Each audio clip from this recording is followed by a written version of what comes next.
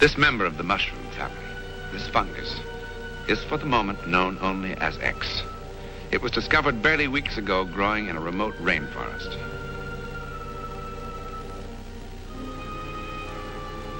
Science has not yet given it a name, for science knows scarcely anything about it.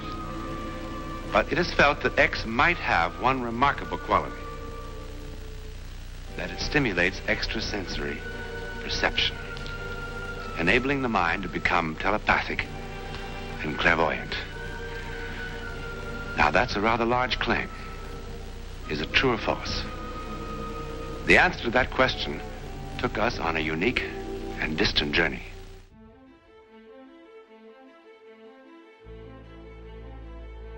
Have you ever had an experience that has fundamentally changed your worldview? An experience that has wrenched you completely from one mode of thinking and plopped you unceremoniously in another? For some people, it's a religious awakening. For others, it's the birth of their child. Many people change irrevocably when they find a community or a calling after a lifetime of aimlessness. For me, it was doing a whole bunch of psychedelic drugs. Classy, I know. Pretty much any way you look at it, the psychedelic experience has yet to be fully understood. Modern neuroscience is making leaps and bounds in discovering the biological and chemical processes at work when humans ingest these mind-altering substances, but the ins and outs of biochemistry seem laughably inadequate in describing, much less explaining, these experiences. It leaves many questions, the most persistent of which is, why? Why did hallucinogenic plants and fungi evolve to contain these extraordinary compounds? Why do we animals have profound mystical experiences when we ingest them? What are the implications of that metaphysically?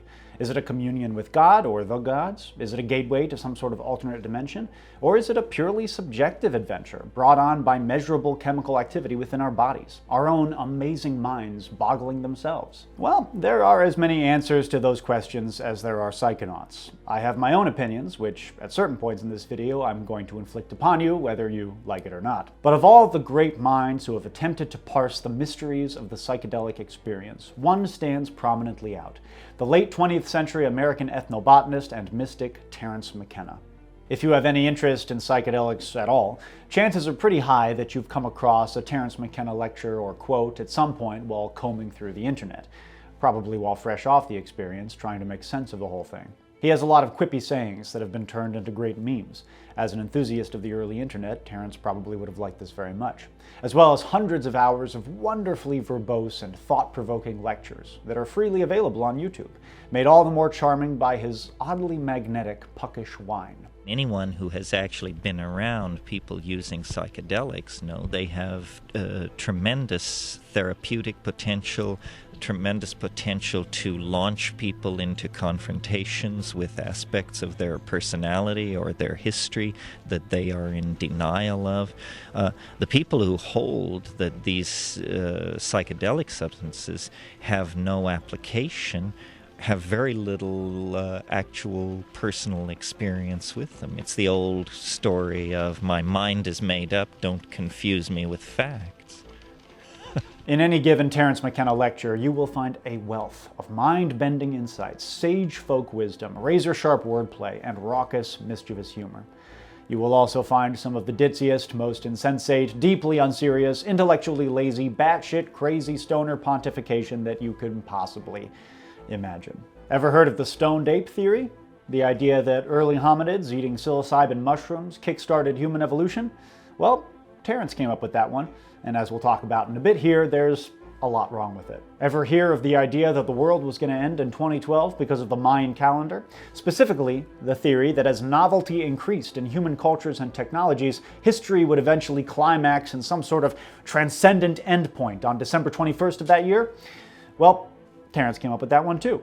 And while I immensely respect him having the balls to set a specific date for his millenarian prophecy, the fact remains that as of this recording, it is 2024, and history, much less the world, has not ended.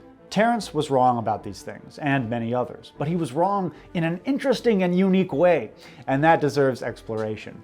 Journalist Hamilton Morris pretty much summed up my feelings on Terence's theories when he said, so many things that Terence McKenna said, it's both true and untrue. I think it's untrue in a literal sense, but very true in a poetic sense. In that vein, I'd like to both appreciate and interrogate Terence's ideas. While this video will include a good deal of criticism and may come off to some of Terence's fans as rather square and hard-headed, I just want to make it clear right off the bat that I consider Terence McKenna to be a genuine genius. I have absolutely no patience at all for stubborn, snobby, sober normies who roll their eyes at Terence and write him off as a drug-addled New Age guru, without bothering to engage with his ideas and the revelations of entheogenic plants and fungi more generally. As far as I'm concerned, this is really disrespectful to people who have discerned profound spiritual meaning on psychedelics. This is not going to come off like a video essay by a Reddit atheist, constantly scoffing at every idea that doesn't strictly adhere to rationalistic materialism. That would kind of be like telling the story of Moses and constantly adding insulting addendums like, "He must have set that bush on fire when he was drunk." But I gotta say, I get super frustrated when I see psychonauts resorting to superstition, confirmation bias, and anti-intellectualism as they try to make sense of their experiences. And unfortunately, I see Terence as kind of the poster child for psychedelic magical thinking in that sense. I'll be straight with you guys. I am a hard-bitten materialist. When someone tells me they've seen a ghost, my first question is, where's the evidence? But I also take a phenomenological approach to life. If I see a ghost myself, I incorporate that into my worldview. And truly I tell you, brothers and sisters, I have seen ghosts. I've been to fractal realms made of light and sound. I've met and spoken to entities that were not human. You can't tell me I didn't go to those places and see those things. I was there. I was there. I know what I saw. And how did I do it? 5 dry grams in silent darkness.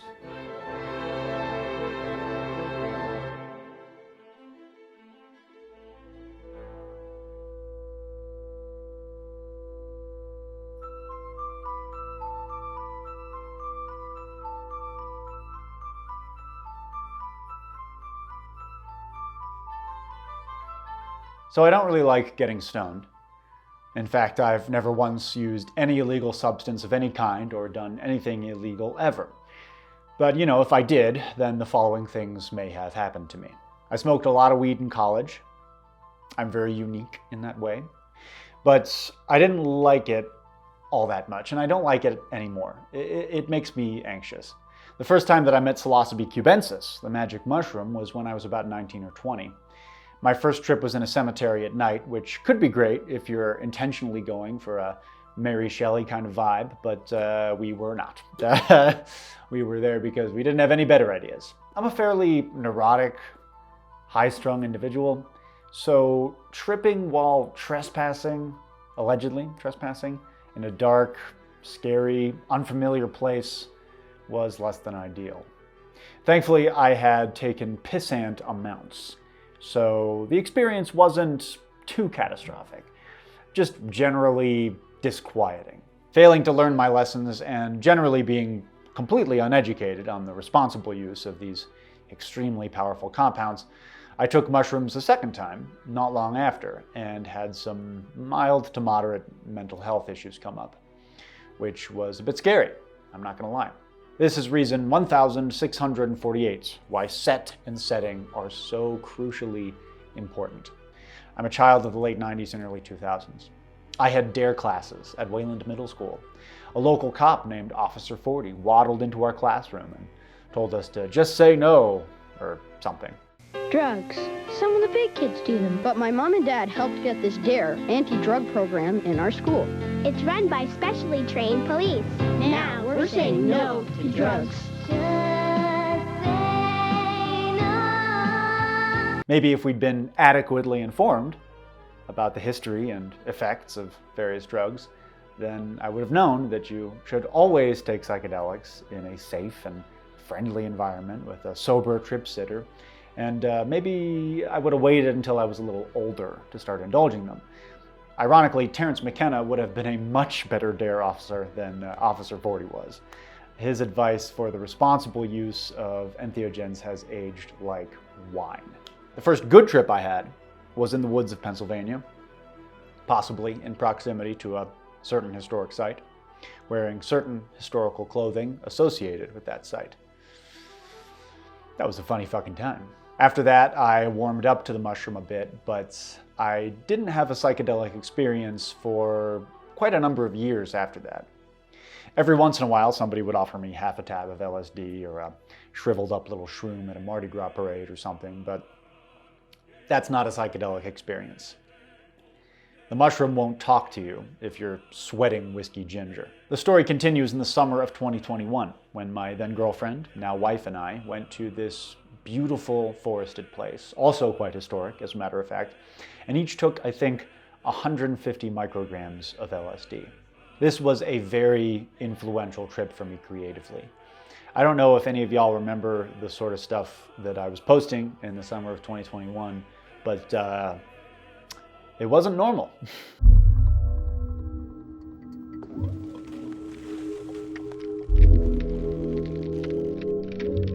True story. 2 years later, we went to the same place and did it again. Twice in 1 week, actually. The first trip was psilocybin, assisted by DMT. I wrote a journal of that experience, which I will now go ahead and bore you with. We started tripping at around 4 p.m. and started hiking away from town toward the trails.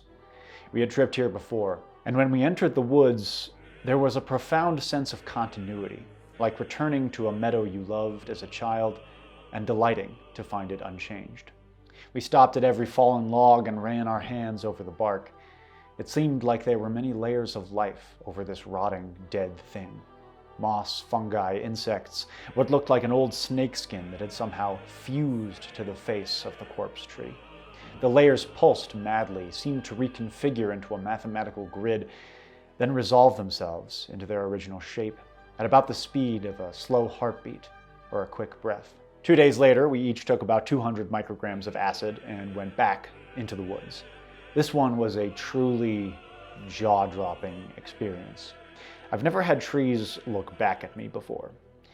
I was fixated on fungi during this trip and stopped to gawk at every cap we passed by poking out of the undergrowth. Sadly for my wife, this has continued into my sober life for almost a year at this point.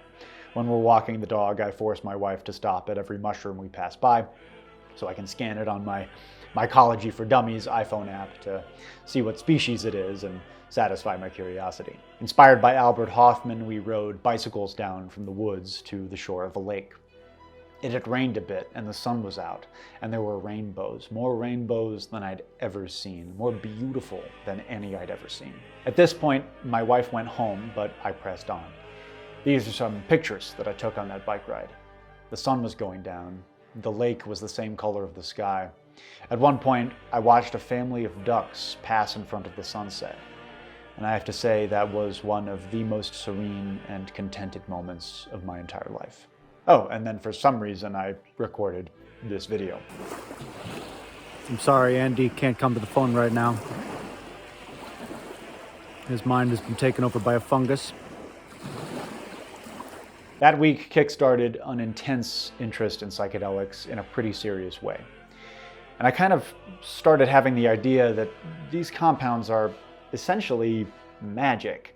And I know that's such a stoner thing to say, and I'm not suggesting that psychedelics can't be understood in terms of material processes, but you got to admit, their mere existence is extraordinary in the purest sense of the word. It's like we're in a fantasy novel, the premise of which is, it's just like the normal real world, but there are these mushrooms that take people to another fucking dimension. It seems like there should be no place for these experiences in a rational, post-Enlightenment world. My next trip was a few months later, and it was with my old friend Psilocybe cubensis. Terence always said that the mushroom was the most transcendent of the psychedelics, and this is why I tend to agree. One autumn day in the early afternoon, I ate an indeterminate quantity of mushrooms. Rest assured, that was the very last time that I did that, and now avail myself of a scale. If I had to guess, I would say that I had eaten about 6 or 7 dry grams, which is an enormous amount, unless you have a tolerance for psilocybin, which I did not at the time. This was one of those trips where you think that you're peaking, only to quickly realize with a sinking sense of dread that you've barely even begun the come up. I'd been listening to a lot of Terence lectures leading up to this trip, And as I continued to come up and up and up and up and up and up and up at a dizzying speed, breaking through barriers I'd never even approached before, I realized that it might be a good time to see what all this self-transforming elf machine business was about. Terence had insisted time and time again that you meet entities in the mushroom realm. And I understood very deeply that I was on the threshold of that realm, that if I was going to talk to God or anybody who was out there, it was going to happen now. So I went into my bedroom, I drew the blackout curtains, and turned off the lights. I punched through the dimensional membrane, an odd sensation that feels like falling, and with complete sincerity and openness, I said, "Hello? Anybody there?" Immediately, I was seized by visions of the life cycle of the mycelium, white threads spreading out over substrate, the pins popping up like acne, then swelling into phallic fruiting bodies whose caps unfold grotesquely to ejaculate a cloud of black spores. Then I was suspended in outer darkness, a space between spaces, and I saw this enormous, lumbering, galaxy-sized creature floating by me like a blimp. It was so huge, and I was so little in comparison, that it didn't acknowledge me, but I got caught up in its psychic wake as though I was a piece of litter getting rocked by a passing container ship. I felt myself getting possessed by this entity, almost demonically. The image that flashed through my mind was this creature's essence manifesting as a liquid and filling up all my blood vessels, which was a terrifying sensation, and then receding like a wave as it passed me by and finally disappeared into the blackness of interdimensional space. So yeah, that happened. I've since met entities again, including on one trip, which was 1 week ago as of this writing, where I was actually in full conversation with a being made of light in some sort of uterine mind palace, and which I'm still processing. I don't think it's too much of a stretch to say that communicating with non-human entities that in the moment I am 1000% convinced are materially real has forced me to examine the nature of reality from a new perspective. After each of these experiences, I sober up and think to myself, now look here, my good man. I know it felt real at the time, but what evidence, or even halfway good grounds for suspicion, do you have that this is all anything other than a chemical reaction in your brain? The simplest explanation, usually being the best, don't you think that when you talk to these entities, you're really just talking to yourself? And yeah, I can't really argue with that. But doesn't it also reek just ever so slightly of cope? A comforting reassurance because the alternative is simply unspeakable? Well, I don't know. I have to tell you, I really have no fucking idea.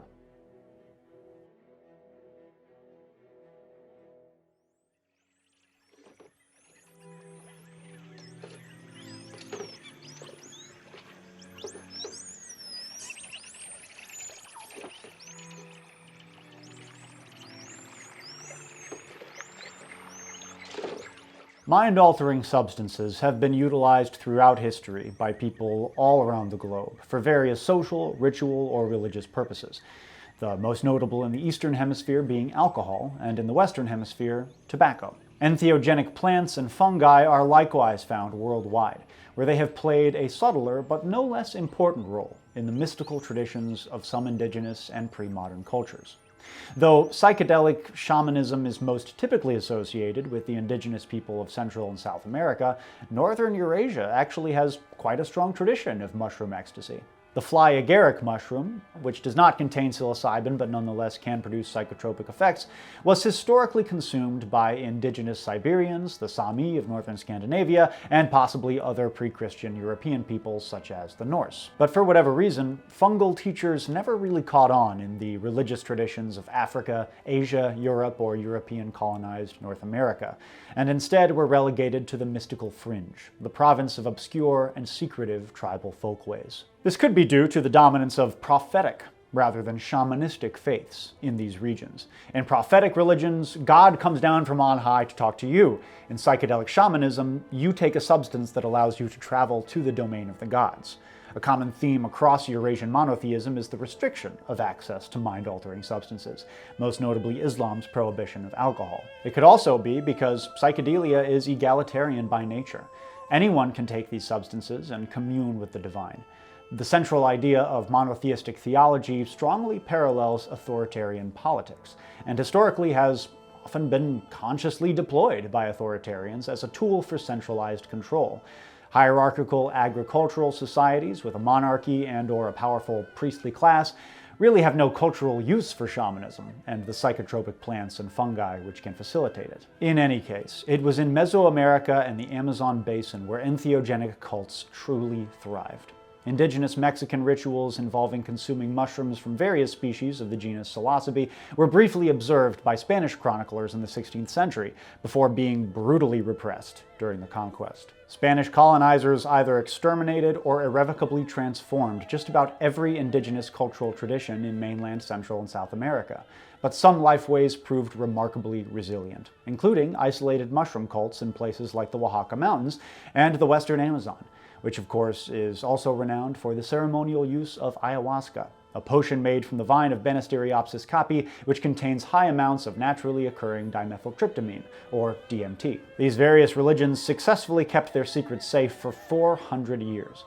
But in the mid-20th century, a strange new postmodern kind of colonizer appeared: the bioprospector. In 1955, following up on rumors and reports that Mazatec shamans in rural Mexico were obtaining powers of divination through the ceremonial consumption of mushrooms, R. Gordon Wasson and Valentina Wasson, an American married couple of amateur ethnomycologists, traveled to a small town in Oaxaca's Sierra Mazateca Mountains. There, they ate the fruits of the Psilocybe mexicana fungus and partook in a mushroom ceremony led by one Maria Sabina, a local healer and poet. Amazed by the experience, the Wassons collected Mexicana spores and brought them to Europe, where scientists were able to cultivate the fungus under artificial conditions. Unbeknownst to either the Wassons or Maria Sabina, the expedition to Oaxaca was clandestinely funded by the CIA's MKUltra program. So put that in your pipe and smoke it. 2 years later, R. Gordon Wasson published an article in Life magazine titled "Seeking the Magic Mushroom," telling the story of the Mexican expedition and the surreal, almost supernatural experience of his first shroom trip. The article reached an audience of millions all over the Western world and immediately captured the imagination of the counterculture. The only problem with this, other than the CIA connection, was that Sabina had only allowed the Wassons to partake in her ceremony after they had promised to keep the whole thing a secret. In the Life magazine article, Wasson initially referred to Sabina with a pseudonym, but in his follow-up book used her real name freely and published photos of her. This led to a wave of American bioprospecting to Oaxaca that continues to this day. Age-old Mazatec religious traditions were swiftly commodified and non-consensually appropriated. Meanwhile, in Europe, Swiss chemist Albert Hofmann, the inventor of LSD, isolated and synthesized psilocybin on behalf of the Sardaz Pharmaceutical Company, which immediately patented Hoffman's extraction procedure and began selling psilocybin pills under a brand name. Among the Mazatec, Maria Sabina was widely blamed for this catastrophe. Shunned by her community, she was briefly jailed, her house was burned down, and she died in poverty. Dark stuff. But it would still be some time before magic mushrooms became widely available. The drug of choice during the psychedelic 60s was LSD, Albert Hofmann's problem child, as he famously put it. The mushroom remained relatively obscure and was primarily associated with pseudoscientific research into extrasensory perception, as shown in a fascinating 1961 episode of the TV show One Step Beyond. Secret arrangements are made, and we are guided to this hidden place to wait. But it is almost midnight before the brujo appears. He has practiced the secret and all but forbidden rites of the sacred mushroom for decades. Our scientists have prepared test questions to evaluate the brujo's extrasensory perception. To achieve spiritual union, they also must eat the mushroom.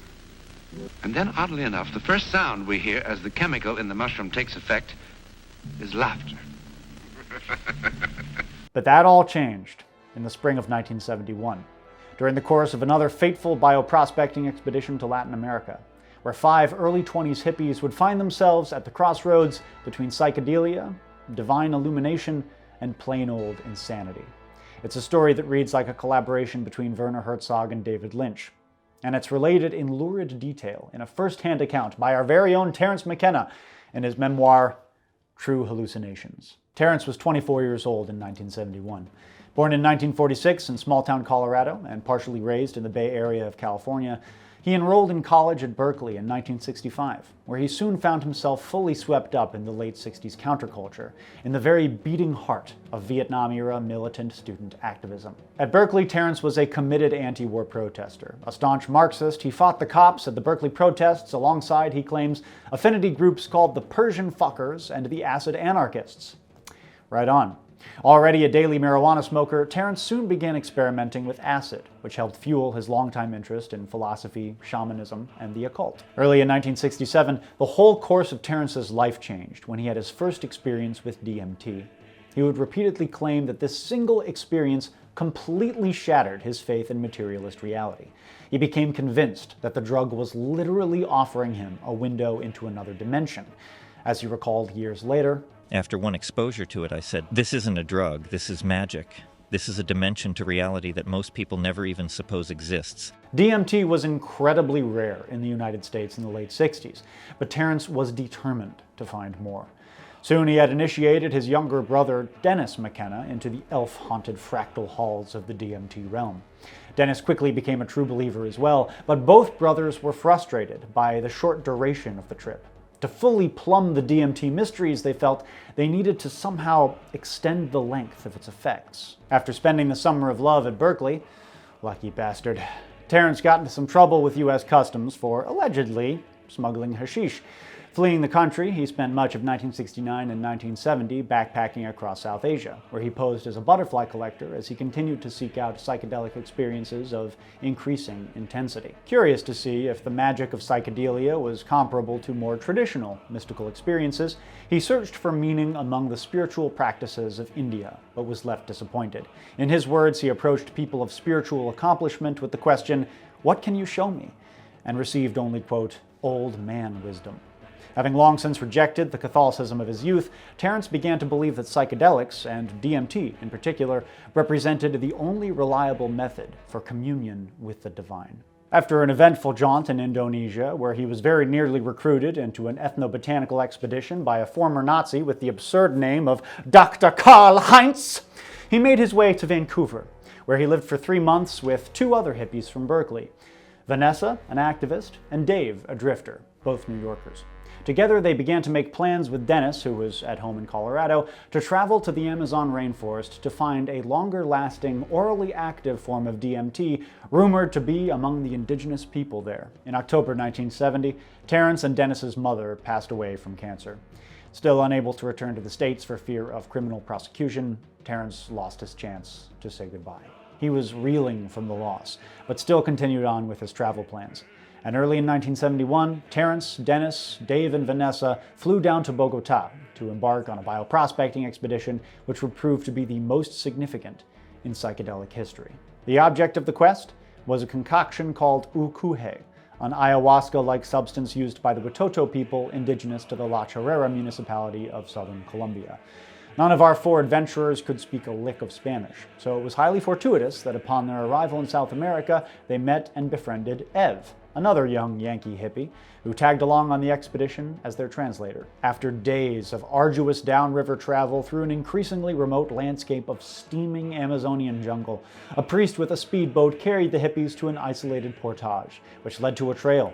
A 4.5-day hike later, they found themselves in the central village of La Chorrera.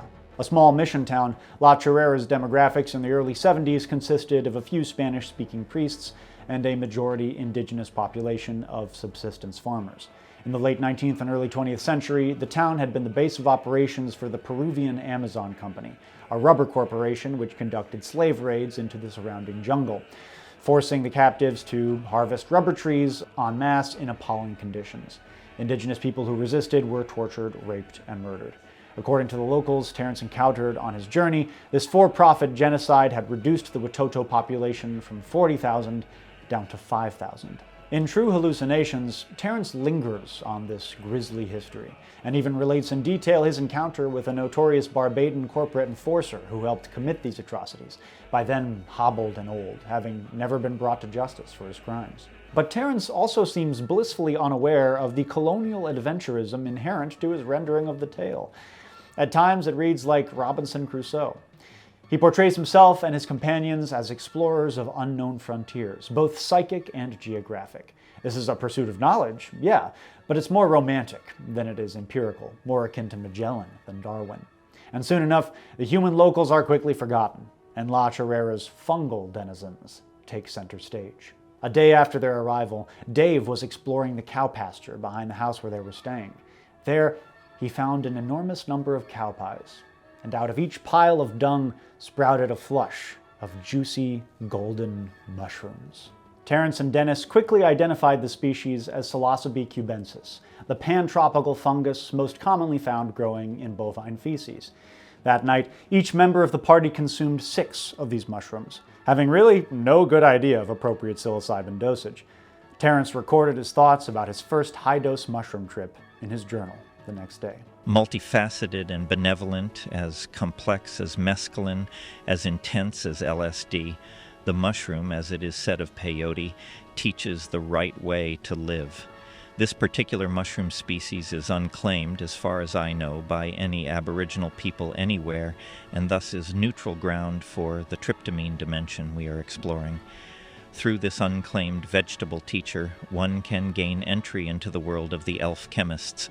This mushroom is a trans-dimensional doorway which sly fairies have left slightly ajar for anyone to enter into who can find the key and wishes to use this power, the power of vision, to explore this peculiar and naturally occurring psychoactive complex. For Terence and the mushroom, it was love at first sight.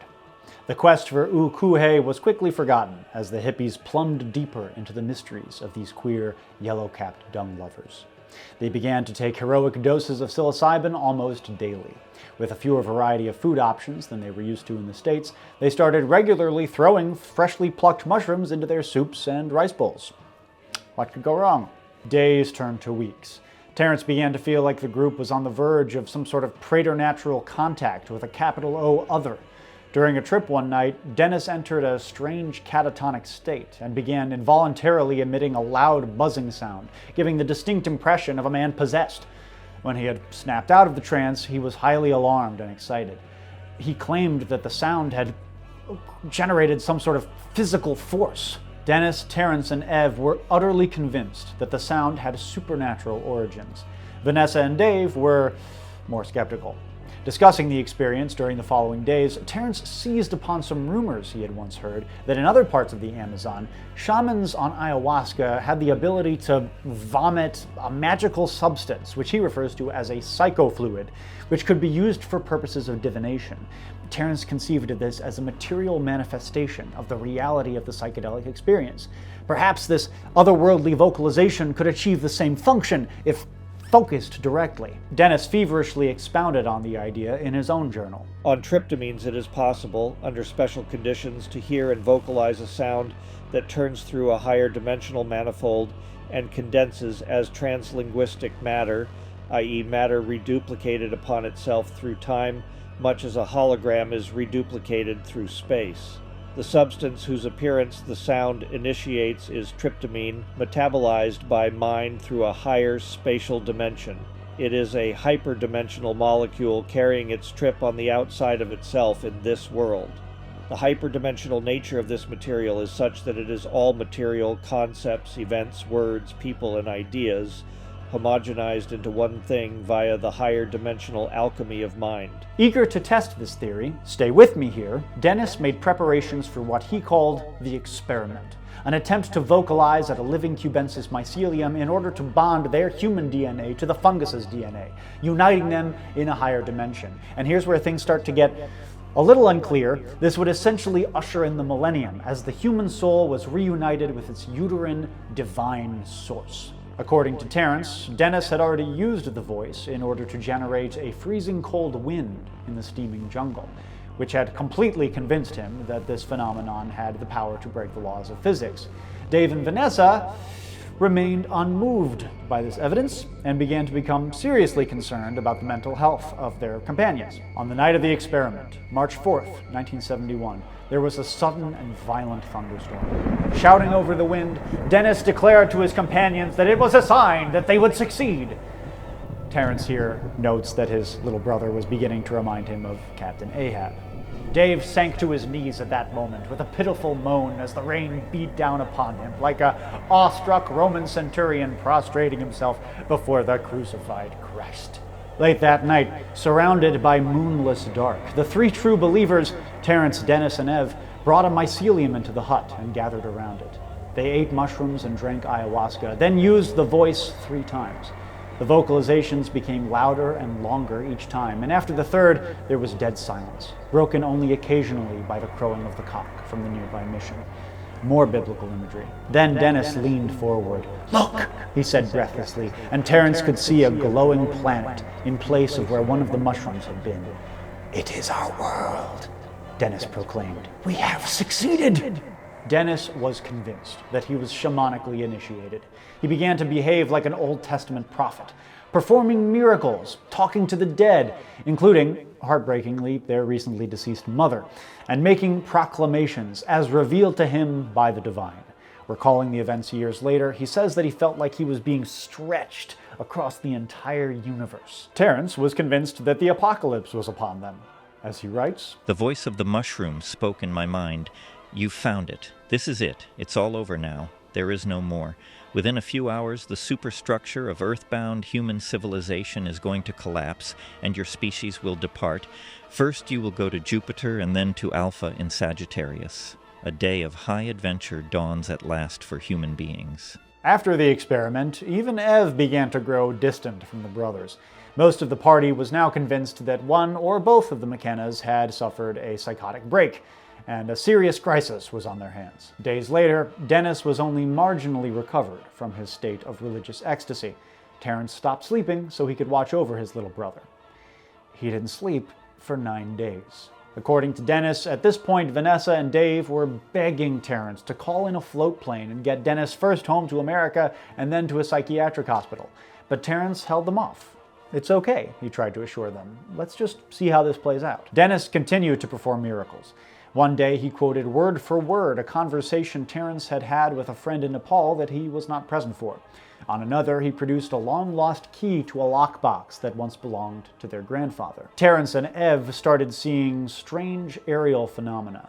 Inky black clouds took the shape of mushrooms, and one gray dawn, a flying saucer pulsing with orange and blue light flew low over the river. This sighting seemed especially significant, since both Dennis and Terence had earlier reported seeing visions of alien starships and feeling like they were being watched from something floating in Earth's orbit directly above the Amazon. Finally, on March 15th, thanks largely to Vanessa's frantic efforts, a float plane arrived to pick the hippies up from La Chorrera. During the journey north to Bogota, Dennis was quiet and seemed weakened. Sobriety slowly but surely reasserted itself. The world had not ended. Yet. The relationships of the party were strained. It seemed like everyone but Terence just wanted to put the whole surreal experience behind them. Back in Berkeley the following month, Terence found himself in a grip of creative mania as he attempted to make sense of what had happened to them. Deciding that he needed expert help, he made an appointment to see Dr. Gunther Stent, a molecular geneticist and professor at Berkeley. Sitting down in the renowned scientist's office, Terence laid out the ideas behind the experiment at La Chorrera. As his diatribe veered into all its bizarre dimensions, Terence sensed that Stent was, quote, calculating the odds of whether I would physically attack him. Finally, Terence asked him point blank, do these theories have any validity, or is it simply fallacious? Stent rose from the desk and sat by Terence. With a sigh of resignation, he said, "My dear young friend, these ideas are not even fallacious." So what happened at La Chorrera? Were all these wonders simply the result of 5 hippies tripping balls? Well, the short answer is yes. For the long answer, here's Dennis McKenna himself in a podcast interview from 2023. Most of the information that was transmitted to us in this prolonged altered state subsequently, and especially from the perspective of now, I'm 73, right? So 53 years later, I understand that most of this was bunk, there were a few flashes of insight, but not at the time, We had various expectations about what the results of that experiment were going to look like, what the outcome was supposed to look like. None of that happened because it couldn't happen. It would have violated every law, every known law of physics, and collapsed the space-time continuum in the process. Space-time continuum proved to be quite resilient. We, not so much. And in fact, we both underwent prolonged, what some people would say was a psychosis. And it certainly had elements of that. It had elements of alien abduction experiences, and it had elements of shamanic initiation. Partially inspired by the experiences at La Chorrera, Dennis pursued a career in botanical sciences and is today a noted ethnopharmacologist. While Terence never quite gave up the dream that something of enormous cosmic importance had occurred there in the Colombian jungle in March 1971, Dennis now credits a more psychological and interpersonal explanation. Two young brothers, devastated by their mother's recent death, both with lifelong interests in science fiction and inspired by their father's penchant for Fate magazine, a pulp periodical from the 50s which ran stories about ghosts, aliens, and strange, unexpected phenomena, including, incidentally, one issue which spotlighted the mushroom cults of Latin America. In short, the McKennas went into the Amazon rainforest, a place that is not exactly known to be kind to the mental health of outsiders,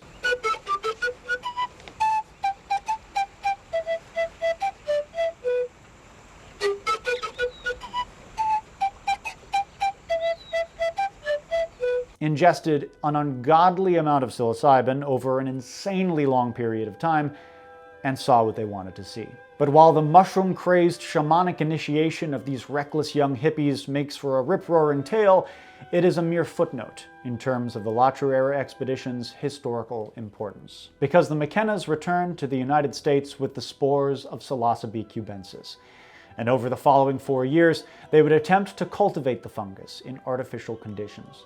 It was arduous work, and progress was slow. But one day, in 1975, Terence returned to his house from a walk and absent-mindedly decided to check in on some neglected mushroom tubs in his greenhouse. He opened the door and, quote, There they were, by the dozens, by the hundreds, huge picture-perfect specimens of Psilocybe. I was neck-deep in alchemical gold. The elf legions of hyperspace had ridden to my rescue again. I was saved. As I knelt to examine specimen after perfect specimen, tears of joy streamed down my face. Then I knew the compact was still unbroken. The greatest adventure still lay ahead. Terence and Dennis anonymously co-authored a book the following year called The Magic Mushroom Grower's Guide, which gave step-by-step details for how cubensis fungi could be cultivated at home. Knowledge of the magic mushroom exploded across the English-speaking world. Hitching a ride on its human symbiote, Psilocybe cubensis spread out from the equator to thrive clandestinely in closets and garages all over the developed world, and became the common entheogen we know and love today. The United States government has idiotically classified fungi of the Psilocybe genus as a Schedule I drug, meaning that in most municipalities of this fair land, possession of any quantity of these mushrooms can land you in prison for years. This is despite the fact that many Psilocybe species, including cubensis, naturally occur in biomes across the country. Interestingly, the possession of cubensis spores, which contain no psilocybin, is legal in every state except California, Idaho, and Georgia. There are lots of reputable spore companies where you can actually order spores online for microscopy purposes, or really any purpose you want other than inoculating grain spawn. Now, viewed soberly, it's easy to laugh and dismiss the McKenna's exploits as drugged-up nonsense. And sure, when heard second or third hand, it seems like gibberish. But the lived experience of psychedelia is harder to dismiss. Clearly, these compounds are powerful and meaningful, and impart genuine spiritual significance to many people. It seems to me that the McKennas definitely suffered from mental health issues at La Chorrera, and the ability of psychedelics to, in rare instances, trigger serious psychotic events is well attested. But the critical factor here was that these hippies were taking psilocybin extremely irresponsibly. They were like kids playing with their father's gun, dangerously overindulging in mushrooms and ayahuasca at an extremely emotionally fraught period in their lives. I'm the wrath of God. Who else is with me? But using entheogens to achieve shamanic ecstasy, which I believe the party genuinely did, is nothing to wave your finger at. It's a practice that may be as old or older than our species. In fact, it may have inspired the very idea of human spirituality itself.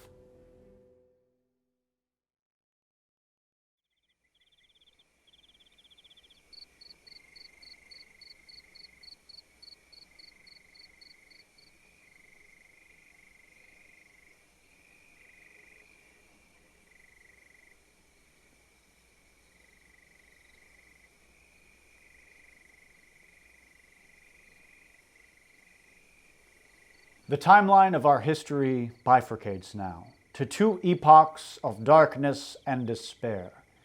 The primeval African wastes of 1 million years before present, and the George H.W. Bush administration.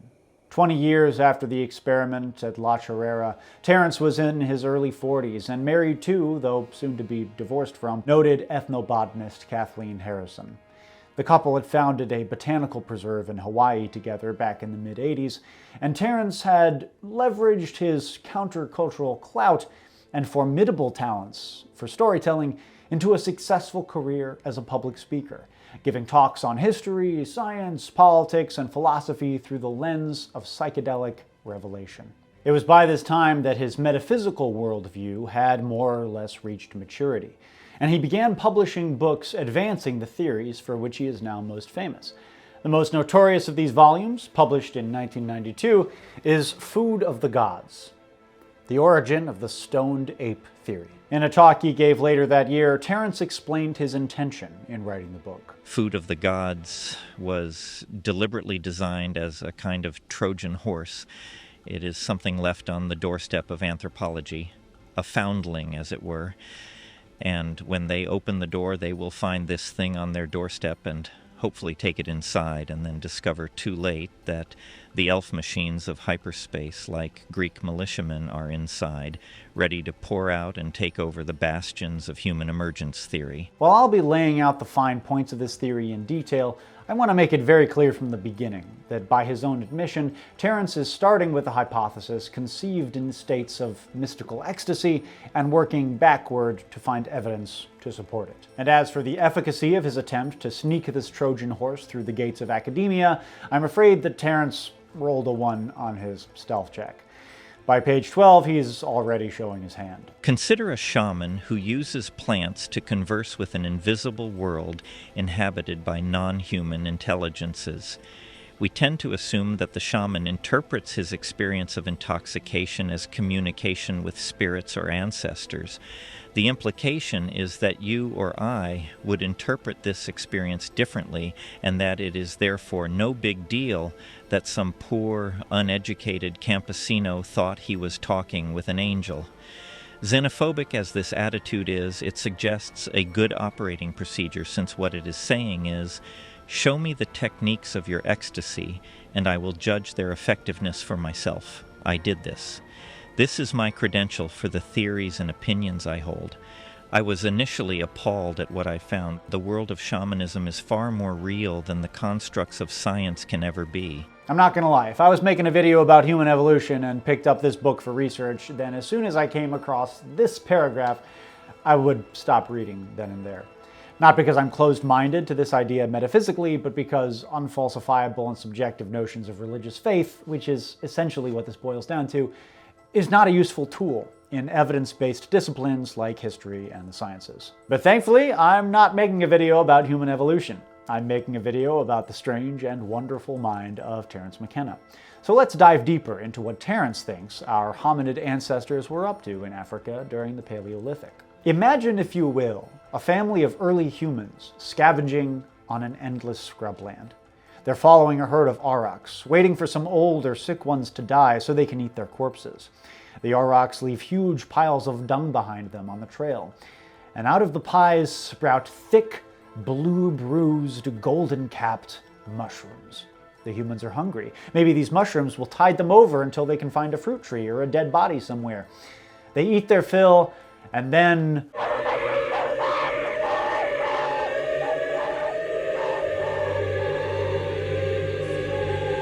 as psilocin courses through their brains, the humans begin to have thoughts unrelated to their immediate needs of feeding, survival, and reproduction. They begin to think abstractly about themselves and the world around them. They hear voices that aren't there. Plants and animals take on strange and terrifying shapes. The night sky shines with stars, and for the first time they begin to wonder what those lights in the sky actually are. Terence's thesis is essentially this. My contention is that mutation-causing psychoactive chemical compounds in the early human diet directly influenced the rapid reorganization of the brain's information processing capabilities. Alkaloids in plants, specifically the hallucinogenic compounds such as psilocybin, dimethyltryptamine, DMT, and harmaline, could be the chemical factors in the proto-human diet that catalyze the emergence of self-reflection. I think the operative word here is could. And Terence is absolutely right. This definitely could have happened deep in our species' prehistoric past. Again, psychoactive plants and fungi can be found all over the world. Psilocybe cubensis is a pan-tropical species, and it's very likely it was all over Africa in the Paleolithic. This is a fascinating hypothesis, but to become a viable theory, it requires evidence. What hard evidence does Terence supply to support his contention? Well, he draws on 20th century studies of the effects of psilocybin to stimulate the human brain, and archaeological evidence of cow bones found in proximity to human graves. That's pretty much it. The rest is pure supposition. What little evidence Terence has is pretty circumstantial, and that's being quite generous. I would be impressed if we found the remains of even one early human in Africa with traces of psilocin in their body, but I don't even think that's possible. I mean, that compound doesn't last that long. One important aspect of the Stoned Ape Theory that many of its critics often get wrong is that Terence was not suggesting that exposure to psilocybin changed humans physiologically. He believes that ritual mushroom eating was instead a long-lasting religious practice that became widespread among early humans in Africa. As he writes, the relationship between human and mushroom is probably altogether no more than 1 million years old, for the era of the nomadic human hunter dates from that time. The last 100,000 years is probably a more than generous amount of time. We are not discussing a biological symbiosis that might take many millions of years to evolve. Rather, we are talking about a deep-rooted custom, an extremely powerful natural habit. Okay, but 100,000 years is a ridiculously long period of time for any culture to do any one thing, especially when you consider the climatological catastrophes which afflicted and depopulated early humans throughout this period. I find it very hard to believe that any human cultural practice could last that long under any circumstance. And again, where is the evidence? At the end of the day, this is unfalsifiable. Terence's explanation for the extraordinarily long endurance of his hypothetical prehistoric mushroom cult hinges on his beliefs about the metaphysical purpose of entheogens themselves.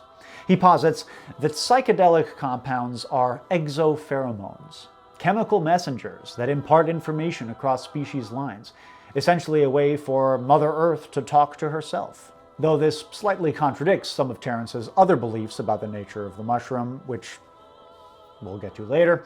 In Food of the Gods, he contends that mushroom ecstasy provided an umbilicus to the mind of the planet, which imparted a divinely inspired Gaian theology to early humans consisting essentially of egalitarian, pacifistic eco-anarchism, a way of living that he describes as being in dynamic equilibrium with nature, other humans, and an individual's sense of self.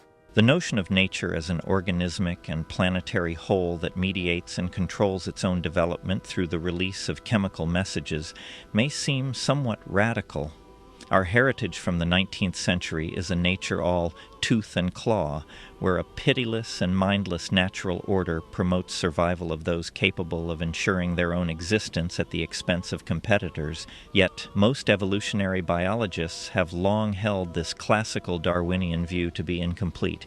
It is now generally understood that nature, far from being endless warfare among the species, is an endless dance of diplomacy. I actually couldn't agree more.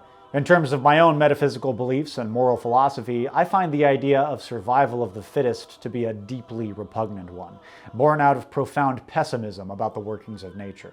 I think there's a very good reason. Social Darwinism is the intellectual underpinning of fascism. It's a misanthropic and harmful view that enshrines might makes right as the objective morality of the universe. Yeah, species compete to survive, but they also cooperate. Ecology is a balance, just as much, if not more so, than it is a battle. And the very existence of affection and kindness in social animals proves that empathy is evolutionarily advantageous. Really, this comes down to how you choose to look at the workings of nature. Personally, I think life is a fucking miracle. But, if you're a self-hating, glass-half-empty, miserable bastard, then you might take the Herzogian view. The trees here are in misery and the birds are in misery. I don't think they sing, they just screech in pain. I also think that the idea of our planet's biomass being, in effect, a single self-regulating organism is a beautiful and highly compelling one. It's a revelation I've experienced on my own mushroom trips, and it genuinely informs how I live my life. But again, my spiritual beliefs and Terence's spiritual beliefs, deeply held as they may be, are not really relevant to this conversation. And if we are taking Food of the Gods seriously as an academic work, as Terence intended, then we can't accept his or my subjective mystical experiences as empirical evidence. So I am as yet unconvinced that psilocybin played any role in the formative development of the modern human mind. What I think is very possible, however, even likely, is that the ingestion of entheogenic mushrooms either inspired or enhanced some of the very first religious beliefs in human history. Terence lays out a hypothetical scenario of how psilocybin could have transformed an early human tribal culture, based on 3 levels of dosage. Number 1, the microdose. Citing the research of Hungarian psychopharmacologist Roland Fischer, Terence suggests that early human hunter-gatherers consuming small amounts of psilocybe mushrooms while in the general act of browsing for food experienced the increased visual acuity that is sometimes reported by people who take psilocybin at sub-perpetual doses, what is commonly referred to as a microdose. This may have increased the human's scavenging productivity and led to a food surplus and better health outcomes within their tribe. Number 2, the moderate dose. Terence claims that middling doses increase restlessness and sexual arousal, which may have increased the tribe's reproductive success, and that the lowered inhibitions of these stoned apes led to more sexual experimentation, such as group sex, polyamory, and homosexuality.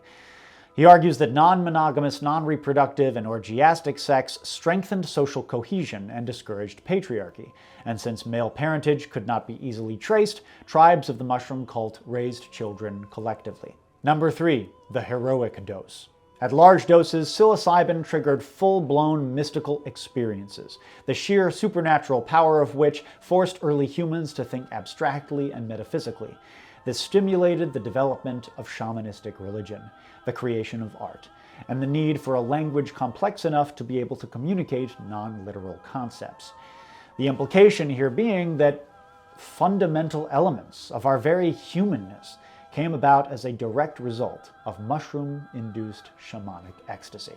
This is a very neat hypothesis, but I have some problems with it. First of all, I want to take a moment to appreciate just how ahead of his time Terence was with the suggestion that microdosing psilocybin could be beneficial at all. Remember, he's writing during the absolute height of the war on drugs, at a time when scientific research of entheogens was stymied for decades due to draconian governmental policies. In the 30 years since Food of the Gods was published, we've seen an enormous amount of anecdotal evidence to suggest that microdosing, i.e. consuming between 0.1 and 0.5 dry grams of mushrooms, has various benefits to mental well-being and cognitive function. That said, there haven't been nearly enough placebo-controlled studies to confirm these reports with any kind of certainty, and some of our most recent data is not encouraging. A 2022 Argentinian study, which measured the effects of microdosing on 34 individuals over a 9-month period, found that there was a negligible difference in cognitive ability between participants on psilocybin and those on a placebo. And while psilocybin produced significant subjective effects on the participants, it also generally induced impaired performance on cognitive tests. The idea that psilocybin increases visual acuity seems to fit pretty firmly under the umbrella of subjective effects, and saying that this is a reliable effect that all or even most humans experience is a huge stretch. What we can say for sure, however, is that psilocybin's active metabolite psilocin stimulates the brain's serotonin receptors. One reliable effect of microdosing that we have measured is improved mood. And people who are in a good mood generally perform tasks with more rigor and creativity than people in a bad mood. As far as increased sexual arousal, same thing. That effect is subjective and can't be said to reliably happen to everyone.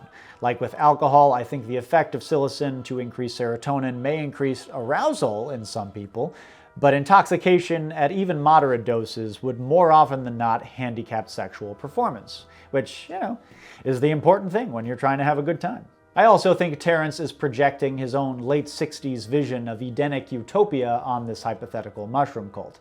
At Berkeley, Terence was an enthusiastic participant in the rolling orgies of the Summer of Love, at a crucial moment in the history of sexuality, when a major wave of sex positivity and sexual liberation swept across American culture for the very first time.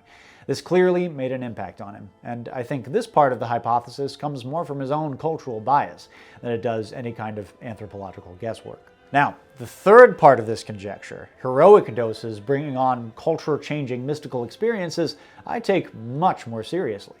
Though a lot of Terence's reasoning relies on now outdated neuroscience and some of his own mystical beliefs about the supernatural power of language, research done in the so-called psychedelic renaissance of the past 10 or 15 years has revealed that high-dose mushroom trips can have extraordinary long-term effects, such as increased thoughtfulness, a greater capacity for empathy, lowered levels of anxiety, and, as I can personally attest, a changed philosophical outlook. It seems completely reasonable to me to suggest that ritual mushroom use in Paleolithic Africa represented an early, if not wholly original, attempt by humanity to not only grapple with the mysteries of the divine, but to create an organized, artistic, and political society with abstract goals separate from immediate material concerns. However, for the 47th time, this is completely unfalsifiable. Terence offers no hard evidence to support this claim, and in fact, sort of lets his imagination run away with him by ascribing specific cultural traits to the mushroom cult, which he believes is the ur-religion of humanity. He describes them as a matriarchal culture, worshipping a great horned goddess, a deity synergized from a feminine conception of nature or the earth, and masculine imagery from the cows in whose droppings the divine fungus grows. As he writes, I believe that the natural psychedelic compounds acted as feminizing agents that tempered and civilized the egocentric values of the solitary hunter individual with the feminine concerns for child rearing and group survival. The prolonged and repeated exposure to the psychedelic experience, the wholly other rupture of the mundane plane caused by the hallucinogenic ritual ecstasy, acted steadily to dissolve that portion of the psyche which we moderns call the ego. As Food of the Gods moves from the Paleolithic into the Neolithic, Terence's grand gendered theory of history emerges. He contrasts two competing modes of human society: the partnership model, which is feminine, nature-based, shamanistic or polytheistic, sex-positive, pacifistic, collectivistic, and magical, and the dominator model, which is masculine, property-based, authoritarian, often monotheistic, sexually repressive, hierarchical, chauvinistic, and coldly rational. Terence posits that 20th century Western civilization is the culmination of 2,000 years of supremacy by the dominator model, ushered into prominence by the patriarchal cult of Christianity, which he poetically represents with the mythical death of the great god Pan, and reaching its apex with the industrial rape of planet Earth by the forces of scientific capitalism. The Paleolithic mushroom cult of the Great Horned Goddess is the ultimate expression of the partnership model, the Edenic womb of humanity that us postmoderns must crawl back into in order to cure our cultural neuroses. Terence traces the religious legacy of the cult of the Great Horned Goddess through the Neolithic, supporting his conjecture by pointing to the famous rock paintings of Tassili-un-Anjir in southern Algeria. The art not only depicts cows and a pastoral lifestyle, a sure sign of the presence of our coprophilic, i.e. shit-eating, friend Psilocybe cubensis, but also what appear to be mushroom-headed humans running or dancing, grasping mushrooms in their hands, and, most strikingly, the figure popularly referred to as Bee-Man, an insect-headed humanoid with mushrooms actually sprouting from his body. That's some Cronenberg shit, man. I'm into it. It has to be said. Isn't there something undeniably psychedelic about these images? Don't these spotted, abstract forms call to mind the pulsing, self-transforming palaces of the DMT realm? I think so. While I wouldn't say with 100% certainty that this art is evidence of a psilocybin mushroom cult, the fact is, as much as these protrusions look like mushrooms, they could also be all sorts of other things. I do think it's almost certain. I'm in complete agreement with Terence here. Where he loses me is when he tries to retroactively apply his partnership model to this culture and various successive ones. Terence assumes that since the Bee-Man culture was taking mushrooms, then they must have 1. Gained insight into the psychedelic hyperspatial dimension which objectively exists and which everyone who uses entheogens shamanistically can access, and 2. That this led them to the same existential, religious, and political conclusions that he has come to. I don't believe that there is an objective psychedelic experience. I think these plants and fungi affect human minds in similar ways because everyone in our species is biologically and genetically nearly identical. I will also passionately defend psychedelics for use in medicine, both for the mind and the spirit, and there are mountains of evidence to suggest that when done right, these are positive and helpful experiences for most people. But the fact is, there are all sorts of shitty people who have taken psychedelics and remained just as horrible and shitty after their trip as they were before it.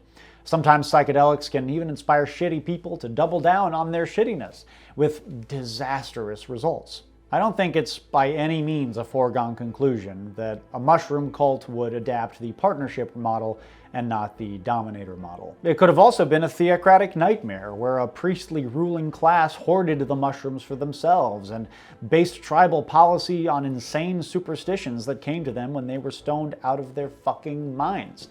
It could have been the Neolithic Heaven's Gate for all we know. Terence believes that the Tassili mushroom cult was both spiritually and technologically advanced compared to contemporary cultures in North Africa and the Middle East.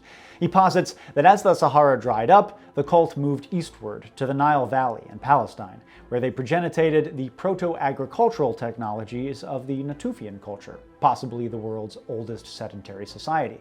To back this claim up, he relies on his training as an art historian to trace an African artistic influence on Fertile Crescent pottery during this period. He argues that the civilizational culmination of the Tassili partnership culture as it moved into West Asia was the Neolithic settlement of Çatalhöyük in southern Anatolia, which at the time Food of the Gods was published seemed radically advanced compared to contemporary settlements in the region.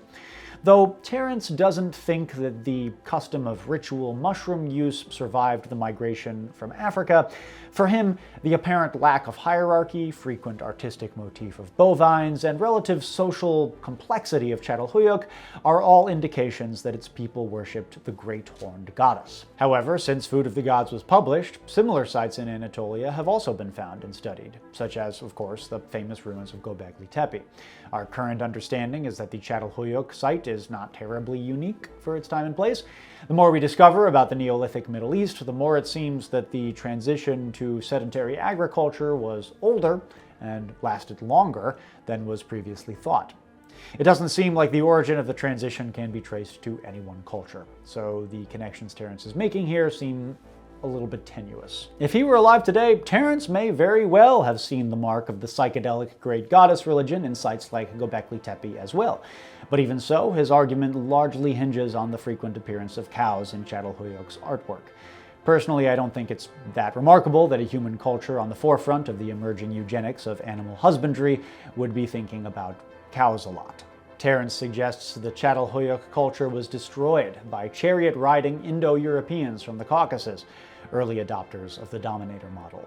Hierarchical dominator cultures also sprang up in dynastic Egypt and the city-states of Sumer, ruled by patriarchal god-kings. Entheogens were dethroned by that most agricultural of drugs, BOOZE.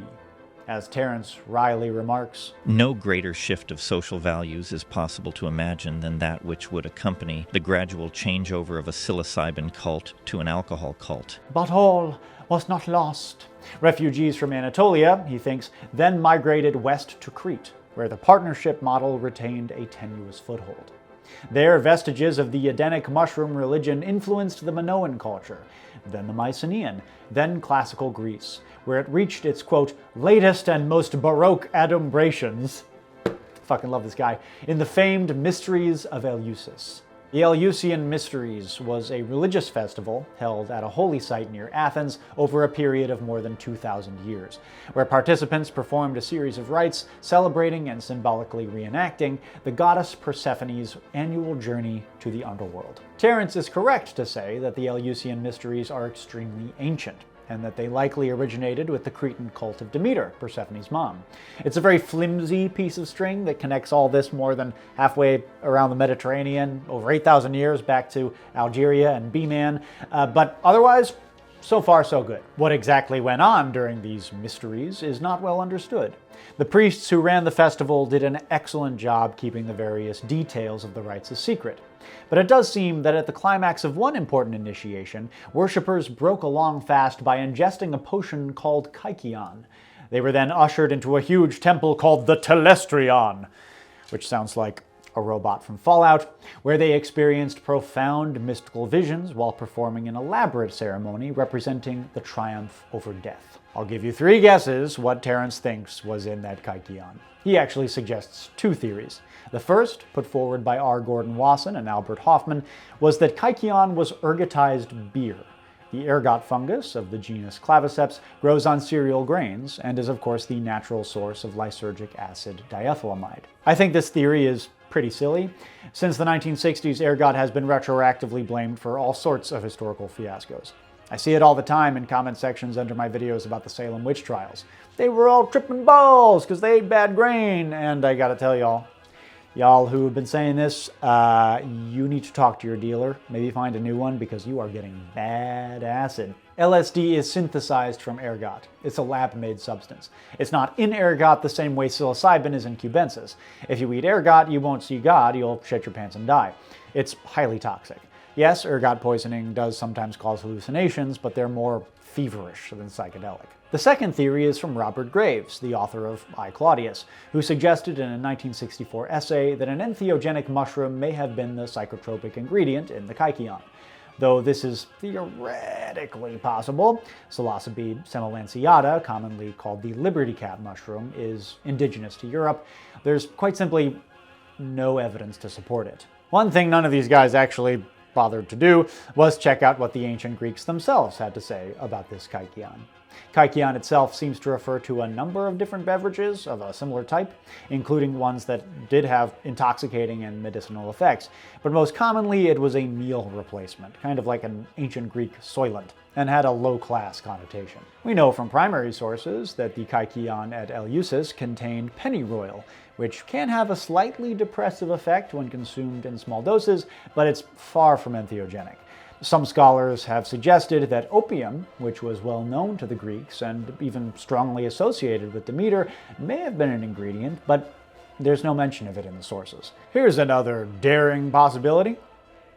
Maybe, just maybe, the kykeon contained no mind-altering substances of any kind. I mean, this was a meal replacement beverage, after all, and it was consumed in the context of breaking a fast before a long ceremony. Moreover, after consuming the kykeon, initiates to the mysteries, who could number 2,000 or 3,000, lined up to get their names checked on the priest's attendance lists and finally enter the Telestrion. This process apparently took several hours. That's lousy set and setting, my friends. That is the exact opposite of chill. It's like when you drop a tab before heading into the movie theater, and then your friend is running late, so you have to hang out in like the parking lot for 30 minutes, and then by the time you come up to the ticket counter, you're like, 1 for right now. Apple Express. Please.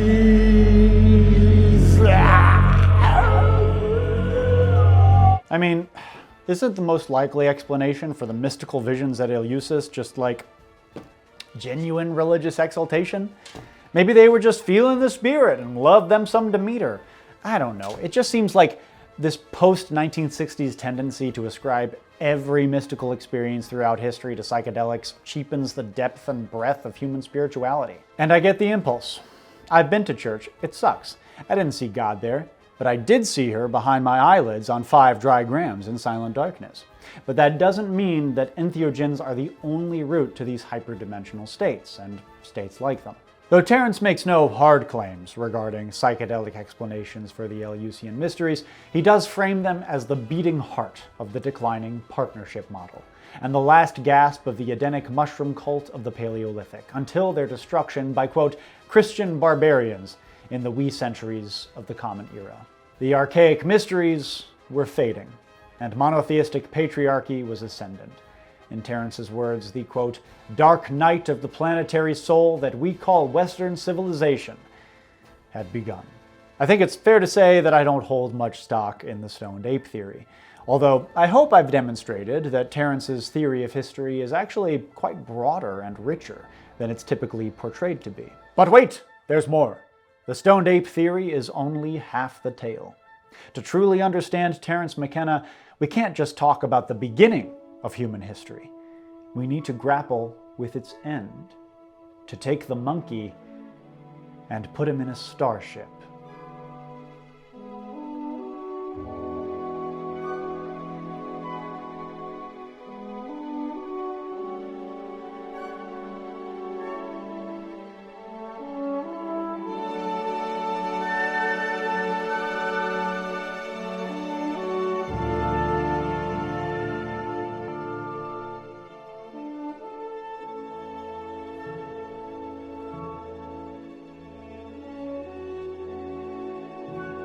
In La Chorrera, Terence had seen UFOs and felt alien presences. He had also been convinced that some sort of apocalyptic reckoning, some species or planetary transformation, was at hand. In some dreamlike way, he understood that the I Ching, an ancient Chinese divination tool, was the key to understanding these revelations. When he began studying the I Ching in the early 70s, he was struck by the coincidence of its 64-part structure having relevance to certain important moments in his own young life. His mother's death occurred 64 days before he met Eve in Colombia, with whom he would begin a long romantic relationship. His 25th birthday occurred 64 days after that. Extrapolating from fractal patterns he discovered, or thought he discovered, in the I Ching, Terence developed a formal mathematical structure of divination, which he called time wave theory, based upon the ingression of novelty into the human story. Believing that the universe itself is essentially a machine for the generation of complexity, Terence believed that novelty, especially technological novelty, was exponentially increasing throughout human history, especially in the 20th century, and that it would eventually reach a point of critical mass, a transcendental moment where the human species would become unrecognizable to itself. Based on the time wave theory, and especially the computer program he developed for it throughout the 1980s, he believed this history-ending singularity would occur on December 21st, 2012. But Terence's 2012 apocalypse would not look like a Roland Emmerich film. It wouldn't be destructive, any more than a birth is destructive. It would be liberatory.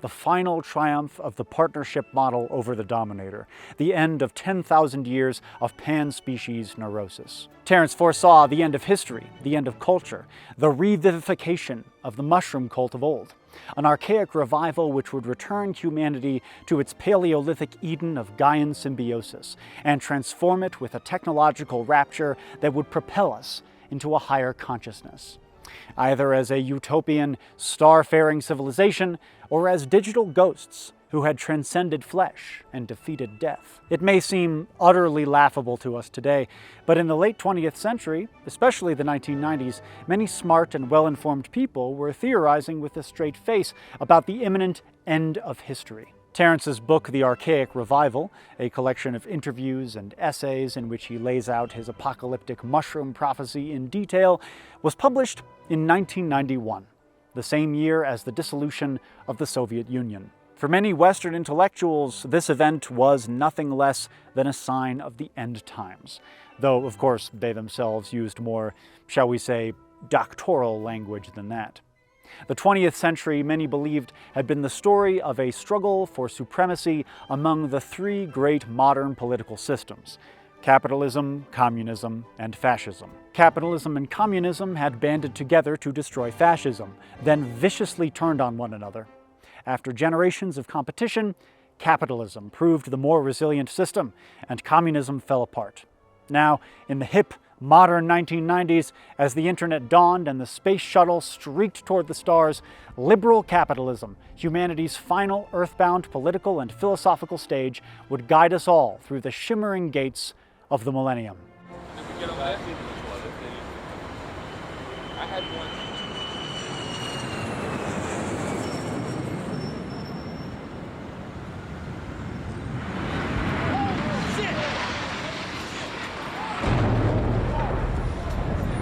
Except that didn't happen.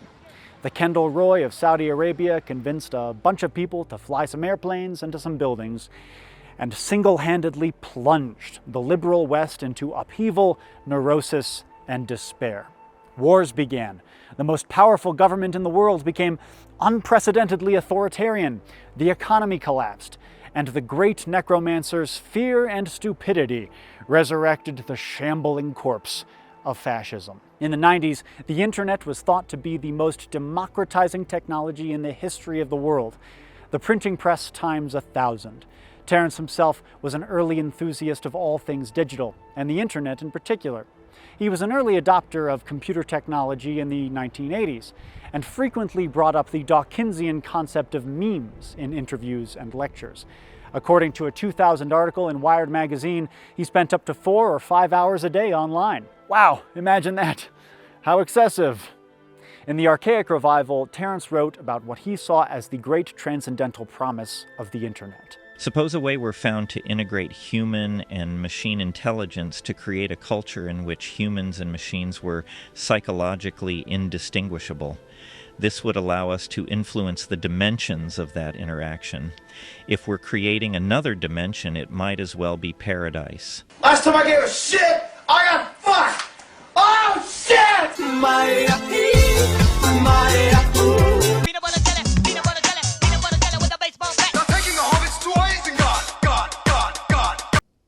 It's safe to say that the internet has failed to live up to its promise as a liberatory technology. In Terence's day, they used to call television sets idiot boxes and brain rotters. How quaint.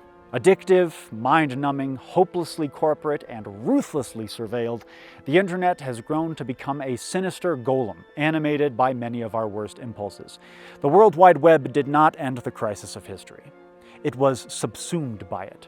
That said, Terence also predicted that the internet would dissolve human social boundaries, and that it would provide community for the alienated and the disenfranchised.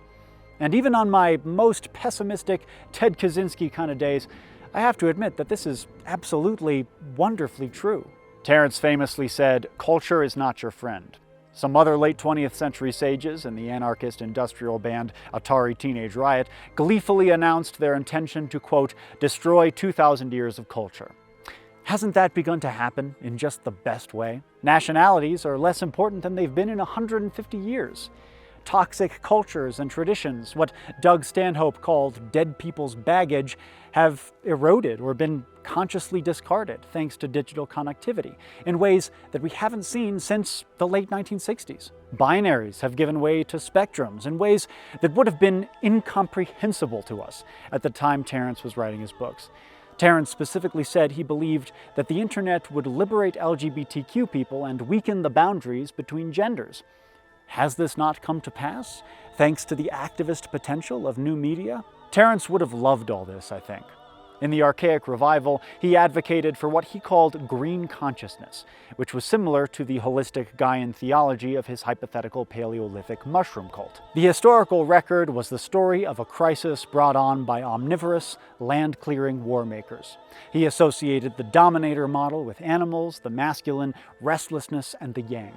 A feminizing of culture was necessary to bring humanity back to the more constructive partnership mindset, a, quote, plant-based view, which he associated with plants, stability, the feminine, inward contemplation, and the yin. Since he believed the dominator culture had originated with the male need to determine paternity and thus control the reproductive lives of women, a blurring of gender lines would become a necessary facet of his Archaic revival.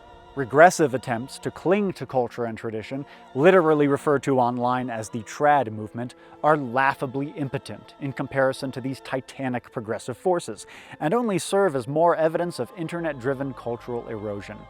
Among this mighty company of reactionaries, you will find pro-Confederate Canadians, Nigerian neo-Nazis, Australian Odinists, Malaysians who fetishize the British monarchy, and the descendants of Boston Brahmins spreading the divine truth of the Holy See in Rome. How fabulously postmodern. Science fiction author William Gibson once described cyberspace as a consensual hallucination experienced daily by billions.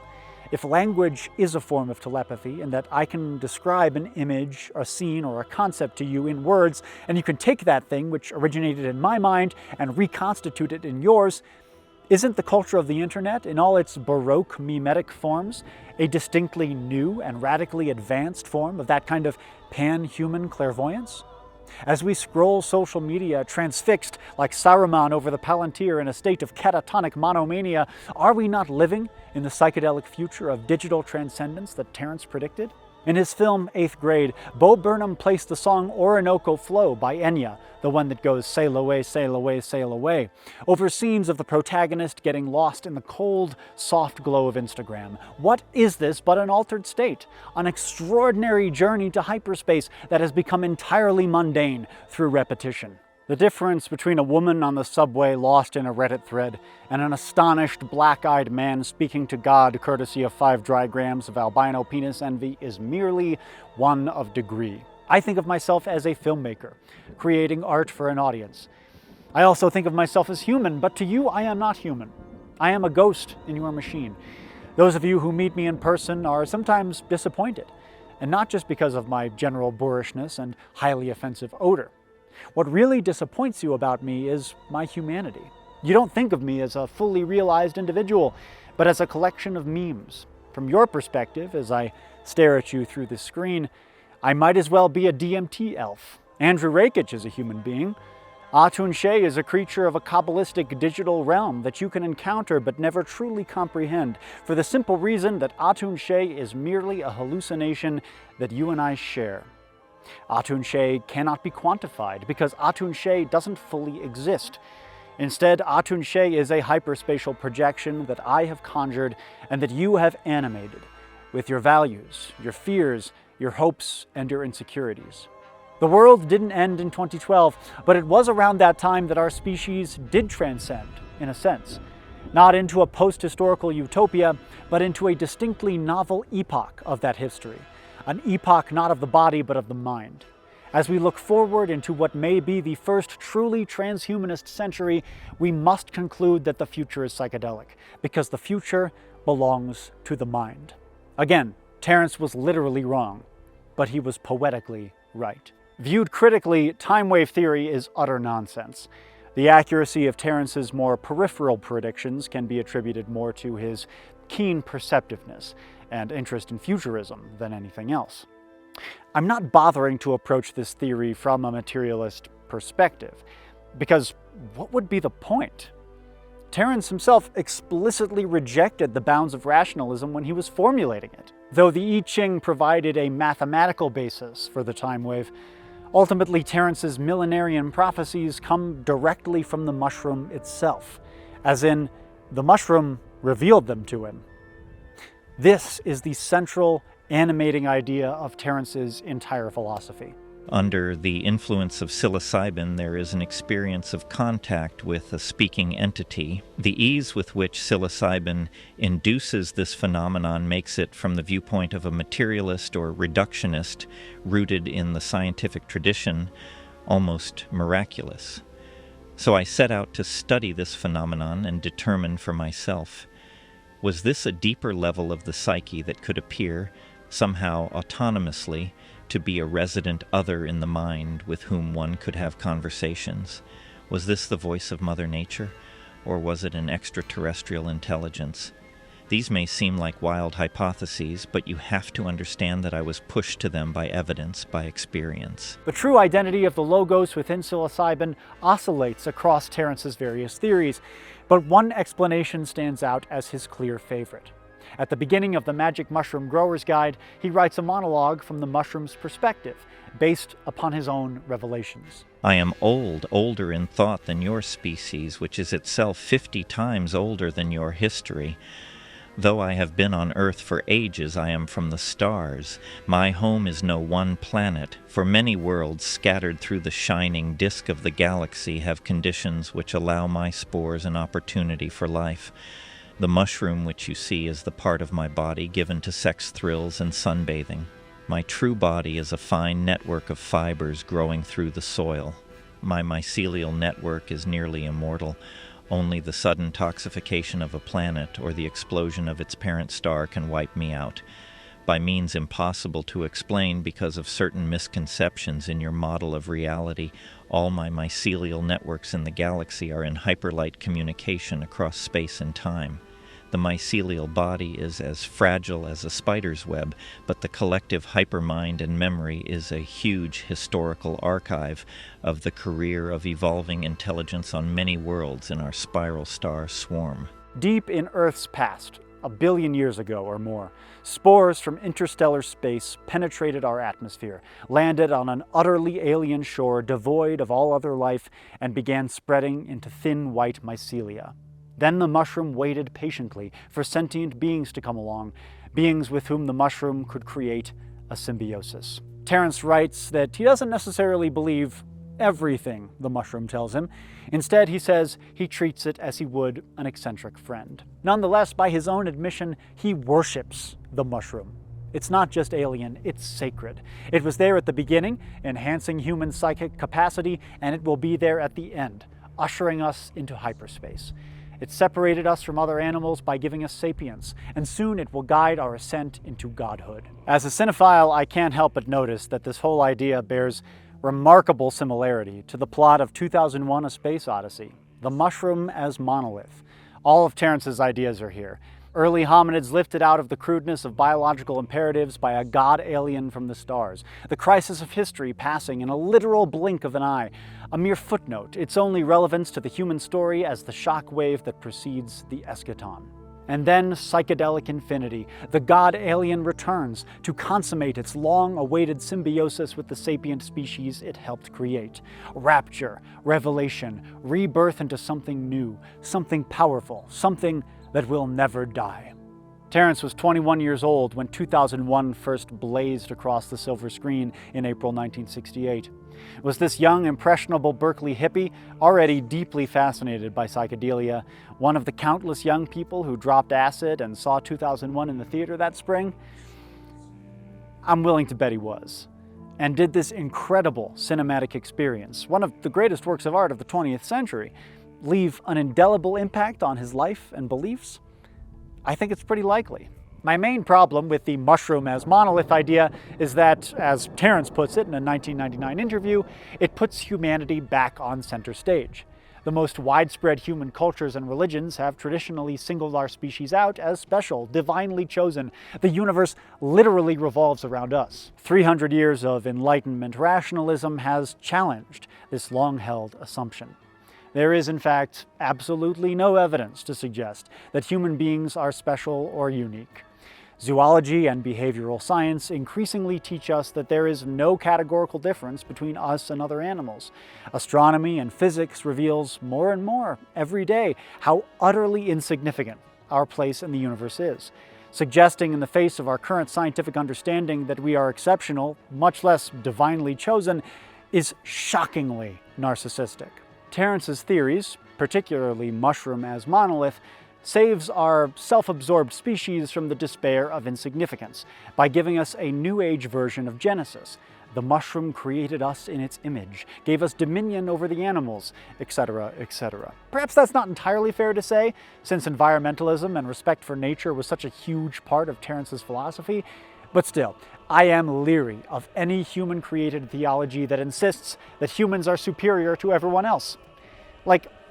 Of course a human would say that.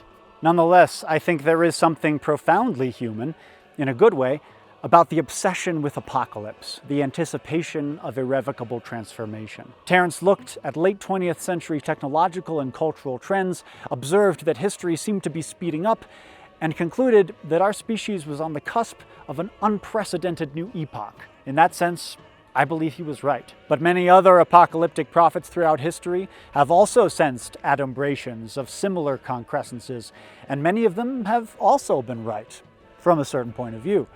How many little apocalypses has our species foreseen, in one way or another, from the destruction of the Second Temple of Jerusalem in the 1st century to the climate catastrophe in the 21st? None of these little apocalypses has as yet been the capital B big one. Of course, it's the height of vanity for any apocalypse prophet to suggest that the big one is coming within their lifetime. Terence was not immune to this. He saw the propagation of Psilocybe cubensis as a kind of second Neolithic revolution, and as the propagator of the mushroom monolith, he cast himself in a central John the Baptist-esque role in the coming eschaton. We humans are conceited creatures. Our entire ideological history can be summed up by us making the personal political. Did you have a strong father figure growing up? You're probably a bit of an authoritarian, and likely religious. Had to fend for yourself your whole life? Anarcho-communist atheism may be for you. I submit that all apocalypse prophecies are ultimately a projection of the individual apocalypse that we all must face. And in one way that probably does make our species unique, that we are aware of from a very young age. The fact is, history is speeding up for every one of us, all the time. The concrescence is getting closer every day. We're racing toward it, and it can't be stopped. Make up whatever story you like to try to make sense of it. The end is near. For you, and you, and you.